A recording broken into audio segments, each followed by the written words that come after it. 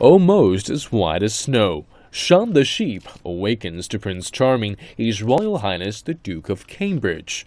Coinciding with the Chinese zodiac year of the sheep, Prince William and his reanimated darling together kicked off the first China-UK year of cultural exchange. The year comprises 2 seasons of culture, a UK season in China from March until July and a Chinese season in the UK in the second half of the year. Both will see a carefully curated series of contemporary, adventurous, multidisciplinary, and innovative works highlighting modern cultural creativity. The past 2 years have been marked by a surge of high-level exchange between China and the UK, demonstrating a closer relationship between the two countries. Yet how will the cultural and creative industries help deepen the relationship? I talked to Mr. Sajid Javid, UK Secretary of State for Cultural, Media and Sports, for more insights.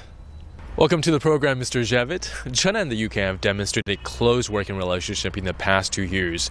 How is this year of the cultural exchange between China and the UK going to help deepen that relationship?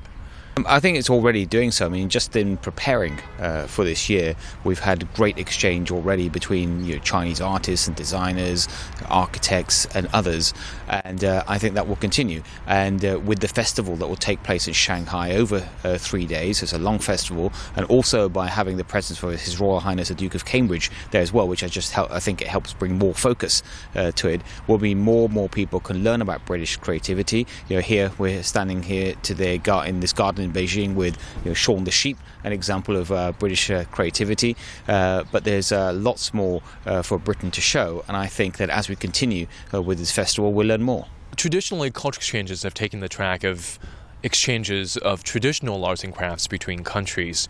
But the focal point of this UK-China year of the cultural exchange is modern cultural creativity.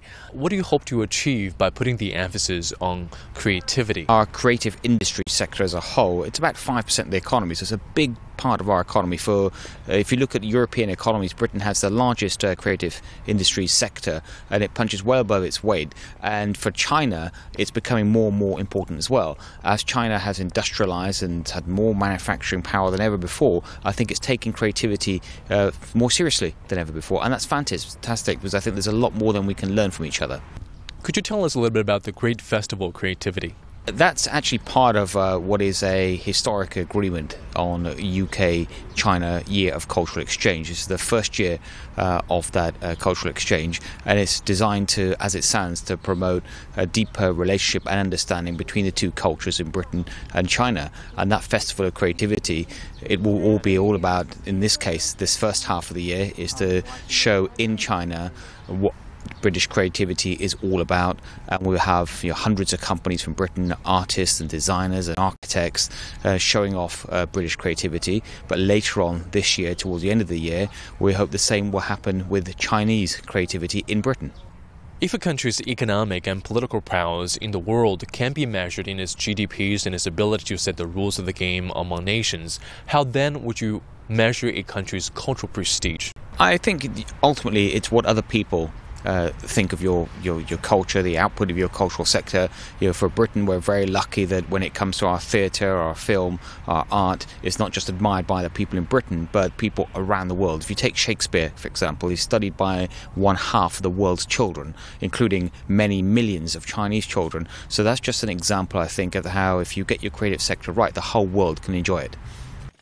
That's exactly what Prince William hopes to achieve through his visit to China. Following a tour of the Forbidden City, the Prince will head over to Shanghai for the Great Festival of Creativity between March the 2nd through the 4th, which showcases UK innovation in sectors such as fashion, luxury, health, technology, education, and entertainment.